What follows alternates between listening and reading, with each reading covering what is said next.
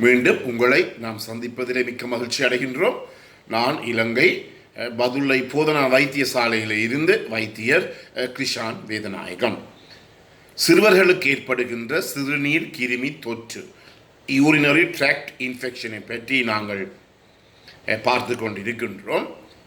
அதற்கு செய்ய வேண்டிய இன்வெஸ்டிகேஷன்ஸ், அதாவது என்னென்னவற்றை நாங்கள் செய்ய வேண்டும் என்பதை பற்றி பார்த்து கொண்டிருக்கின்றோம். இந்த பிள்ளையினுடைய தேவைக்கேற்றபடி தான் நாங்கள் அந்த இன்வெஸ்டிகேஷன்ஸ்களை நாங்கள் செய்ய வேண்டும். நான் முதலிலே சொன்னது போல அல்ட்ராசவுண்ட் ஸ்கேன் அப்டாமன், அதாவது வயிற்றை நாங்கள் ஸ்கேன் படம் பிடித்து பார்க்க வேண்டும். அதன் பிற்பாடு அதிலே ஏதாவது மாற்றங்கள் தெரியுமாக இருந்தால் நாங்கள் டிஎம்எஸ்ஏ எனப்படுகின்ற ஸ்கேனை செய்து பார்க்க வேண்டும்.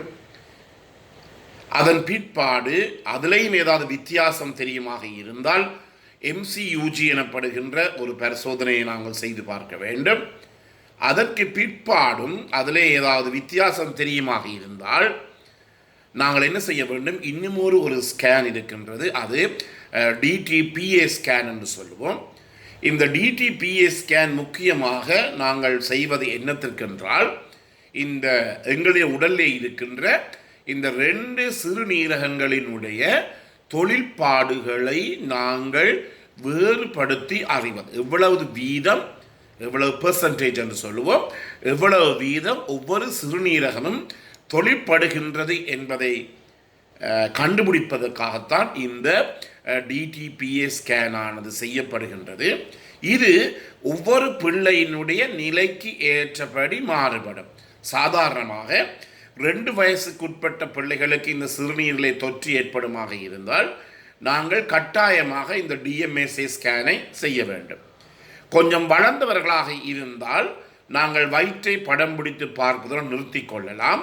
ஆனால் முக்கியமாக ஒவ்வொரு பெற்றோரும் கவனித்து கொள்ள வேண்டிய ஒன்று, இந்த ஒரு தடவை இந்த சிறுநீரிலே தொற்று, அதாவது யூரினரி ட்ராக்ட் இன்ஃபெக்ஷன் வந்த பிள்ளைகள் என்ன செய்ய வேண்டும், அவர்களுக்கு இருமல் இல்லை, காய்ச்சல் இல்லை, தடிமல் இல்லை, அல்லது அவர்கள் படிக்கின்ற வகுப்புகளிலே இருக்கின்ற பிள்ளைகளுக்கு ஒரு விதமான காய்ச்சலோ தடிமலோ இருமலோ, அல்லது நாங்கள் சாதாரணமாக சொல்லுவோமே வைரஸ் காய்ச்சல் என்று, இந்த வைரஸ் காய்ச்சலோ இல்லை என்று இருக்குமாக இருந்தால் கட்டாயமாக அந்த பிள்ளையினுடைய சிறுநீரை நாங்கள் சோதித்து பார்க்க வேண்டும். ஏனென்றால் அந்த சிறுநீரிலே தொற்று ஏற்பட்டு அதன் மூலமாக கூட அந்த பிள்ளைகளுக்கு காய்ச்சல் ஏற்படலாம். ஏனென்றால் ஏற்கனவே அந்த பிள்ளைகளுக்கு சிறுநீர் தொற்று ஏற்பட்டிருக்கின்றது என்றபடியினாலே இந்த பிரச்சனை ஏற்படுவதற்குரிய சந்தர்ப்பங்கள் மிக மிக கூடுதலாக இருக்கின்றது. எனவே இதன் அடிப்படையிலே நாங்கள் இதை செய்ய வேண்டும். எனவே காய்ச்சல் இல்லை, இருமல் இல்லை, தடிமல் இல்லாவிட்டால், அதாவது காய்ச்சல் வருகிறது, இருமல் தடிமல் இல்லாமல் என்றால் கட்டாயமாக யூரின் ஃபுல் ரிப்போர்ட்டையும் எடுத்துக்கொள்ள வேண்டும். அதே நேரத்தில் யூரின் கல்ச்சர் அண்ட் ஏபிஎஸ்டி எனப்படுகின்ற அந்த சோதனையும் நாங்கள் செய்ய வேண்டும். இவ்வளவு காலத்திற்கு நாங்கள் இந்த சோதனைகளை செய்ய வேண்டும் என்றால், சாதாரணமாக ஒரு பிள்ளையினுடைய வயது 2 வயசுக்கு உட்பட்ட பிள்ளை, நாங்கள் வயிற்றை படம் பிடித்து பார்க்கின்றோம், அல்ட்ராசவுண்ட் ஸ்கேன் செய்து பார்க்கின்றோம், அதில் எவ்விதமான பிரச்சனையும் இல்லை என்று சொன்னால் ஒவ்வொரு மாதமும் ஏதாவது பிரச்சனை இருக்கின்றதோ இல்லையோ அதை விட்டு போட்டு ஒவ்வொரு மாதமும் தொடர்ச்சியாக 6 மாதங்களுக்கு நாங்கள் இந்த சிறுநீரை நாங்கள் பரிசோதித்து பார்க்க வேண்டும். ஏனெனில் சில நேரங்களிலே மறைமுகமாக இடன் யூடிஐ என்று சொல்லுவோம், மறைமுகமாக கூட இந்த சிறுநீர் தொற்று இருக்கலாம். என்றபடியினாலே இதை நாங்கள் அறிந்து கொள்வதற்காகத்தான் ஒவ்வொரு மாதமும் தொடர்ச்சியாக 6 மாதங்களுக்கு மட்டும் நாங்கள் அந்த பிள்ளையினுடைய சிறுநீரை நாங்கள் சோதித்து பார்க்க வேண்டும். அதன் பிற்பாடு பிள்ளை ஏதாவது சிறுநீர் கழிப்பதிலே பிரச்சனை, அடிக்கடி சிறுநீர் போவது, பாடசாலைகளிலே ஆசிரியர் சொல்வார்கள் இவர் ஒருக்கா வந்து இருப்பார், அடுத்த 5 நிமிஷத்துக்கு பிறகு திருப்பி வாஷ்ரூமுக்கு போவார்னு சொல்லுவார்கள். எனவே இப்படிப்பட்ட முறைப்பாடுகள் கம்ப்ளைண்ட்ஸ் கிடைக்குமாக இருந்தால் கட்டாயமாக இந்த சிறுநீரை நாங்கள் மீண்டும் ஒருக்கா சோதித்து பார்க்க வேண்டும். மிக மிக அவதானமாக இந்த சிறுவர், நான் சொன்னேன் 8 வயசு மட்டும்தான் ஒரு பிள்ளைகளுடைய சிறுநீரக அபிவிருத்தியும் வளர்ச்சியும் இருக்கின்றது, விருத்தியும் வளர்ச்சியும் இருக்கின்றது. என்றபடியினாலே கட்டாயமாக நாங்கள் கவனித்துக் கொள்ள வேண்டும். ஏனெனில் உங்களுக்கு தெரியும், உலகம் முழுவதும் எங்களுடைய நாட்டிலே கூட பல பேர் இந்த குரானிக் ரீனல் ஃபெயிலியர், அதாவது நீண்டகால சிறுநீரக தொழிற்பாடு பாதிக்கப்பட்ட இத்தனையோ ஆயிரக்கணக்கான நோயாளிகள் இலங்கையில் இருக்கிறார்கள். அதே நேரத்தில் இப்போது சொல்லப்படுகிறது, மீண்டும் ஒரு 10-15 வருடங்கள் செல்லுகின்ற போது இலங்கையில் இருக்கின்ற 150% இந்த சிறுநீரக நோயினாலே பாதிக்கப்படுவார்கள். சிறுநீரக தொழிற்பாடு பாதிக்கப்பட்டவர்கள் கனவேர் இருப்பார்கள் என்று சொல்லப்படுகிறது. எனவே எங்களுடைய சிறுநீரகங்களை பாதுகாக்க வேண்டியது மிகவும் முக்கியம். அதே நேரத்தில் சிறுவர்களுக்கு இவற்றை கொஞ்சம் பாதுகாப்பாக பார்த்து கொள்ள வேண்டும். அதாவது உங்களுக்கு தெரியும், உணவுப் பொருட்களை பொறுத்த மட்டும் அண்மையிலே கூட ஒரு தாய் என்னிடம் வந்தார்.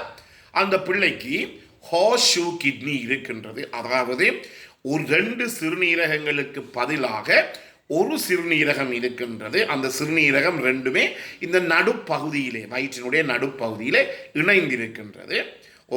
எவ்வாறு ஒரு குதிரையினுடைய கால்கள் போல தான் அப்படி இணைந்திருக்கிறது. அதுக்காண்டித்தான் அந்த பேர் ஹார்ஷூ கிட்னி என்று வந்தது. அந்த பிள்ளையினுடைய கையிலே பார்க்கின்ற போது ஒரு ஃபாஸ்ட் ஃபுட், உங்களுக்கு தெரியுமே என்ன ஃபாஸ்ட் ஃபுடைய ஒரு பேக்கெட் ஒன்று இருந்தது. அதை அந்த பிள்ளை சாப்பிட்டு கொண்டு இருந்தது. அப்போது உடனடியாக நான் கேட்டேன், இதை நீங்கள் கொடுக்கக்கூடாது என்று தெரியாதானே? இல்லையா, ஒருத்தருமே எனக்கு சொல்லவில்லை. உண்மையாக இந்த விரைவு உணவுகள் அல்லது பேக்கெட்டில் அடைக்கப்பட்ட, உங்களுக்கு தெரியும் சிப்ஸ் என்று சொல்லுவோம், இந்த பேக்கெட்டில் அடைக்கப்பட்ட சிப்ஸ்களிலே பலதரப்பட்ட ரசாயன பொருட்கள், அவற்றுடைய பாதுகாப்பிற்காக பலதரப்பட்ட ரசாயன பொருட்கள் சேர்க்கப்பட்டிருக்கிறது. இந்த ரசாயன பொருட்கள் எங்களுடைய பிள்ளைகளுடைய கிட்னிக்கு, சிறுநீரகங்களுக்கு பாரதூரமான பாதிப்பை ஏற்படுத்தும். அதே போல் இந்த பிஸ்கட் வகைகள், கேக் வகைகள், பான், இவையெல்லாம் மிகவும் பாரதூரமான பாதிப்பை எங்களுடைய பிள்ளைகளுக்கு ஏற்படுத்தும். எனவே இயலுமான மட்டும் எங்களுடைய பிள்ளைகளுக்கு இவற்றை கொடுப்பதை நாங்கள் தவிர்த்து கொள்வோம். அதே நேரத்தில் விரைவு நூடுல்ஸ் இருக்கின்றது, இன்ஸ்டன்ட் நூடுல்ஸ், அவற்றிலே கூட பலதரப்பட்ட அஜினோமோட்டோ எனப்படுகின்ற தடை செய்யப்பட்ட பல பொருட்கள் எல்லாம் இருக்கின்றது. என்றபடியினால் இவையெல்லாம் எங்களுடைய உடலுக்கு பாதிப்பை ஏற்படுத்தும். ஆனால் இந்த சிறுநீரக பிரச்சனை, சிறுநீரிலே கிருமி தொற்று அல்லது சிறுநீரகங்களில் பிரச்சனை இருக்கிற பிள்ளைகளுக்கு இயலுமான மற்றும் கடைகளிலே விற்கப்படுகின்ற உணவுகளை, பிரியாணியோ ஃப்ரைட் ரைஸோ, இவற்றை எங்களுடைய பெற்றோர் கொடுக்காமல் பார்க்க வேண்டும். ஏனெனில் இப்படிப்பட்ட உணவுகளை தயாரிக்கின்ற போது ருசியூட்டிகளாக பலதரப்பட்ட ரசாயன பொருட்கள் கலக்கப்படுகிறது. அவை கூட பெரிய பாதிப்பை ஏற்படுத்தும்.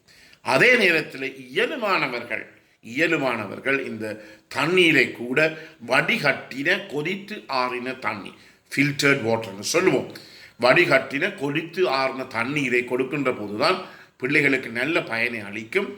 எங்களுடைய நாட்டை பொறுத்தவரை தண்ணீரில் கூட பலதரப்பட்ட கிருமி நாசினிகள், கிருமி கொல்லிகள் எல்லாம் கலந்திருந்து தான் இந்த பல பேருக்கு இந்த சிறுநீரக தொழிற்பாடுகள் பாதிக்கப்படுவதாக சொல்லப்படுகிறது. எனவே இவற்றை பற்றி நாங்கள் அவதானமாக இருந்து கொள்ள வேண்டும்.